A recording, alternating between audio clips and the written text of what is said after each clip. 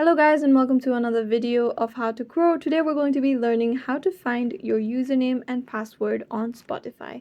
But before getting started, remember to support our channel, hit the like button, subscribe and turn on your notification bells to get notified every time we post something new. Without further ado, let's get started. So for you to view your username, make sure that you're logged into your Spotify account. Go to your Spotify account and on the top left corner now, according to the new update on Spotify, you can see the profile icon. You tap on it and the name that appears beside your profile is your username. To view your password though, you cannot view it using your Spotify. So for that, you're going to go ahead and go to your settings. On your settings, search Google, tap on Google system settings, then tap on manage your Google account. So for you to find your Spotify password on Google, you must have it saved on your Google account first. So go ahead and tap on security, scroll down until you see the password manager option, tap on it, and then all the passwords that you've saved on your Google account will be shown over here. As you can see, my Spotify password is also saved on this account, so I simply tap on Spotify. Then you're going to be required to enter your phone's password. As you can see, it shows up the email that I've registered my Spotify account with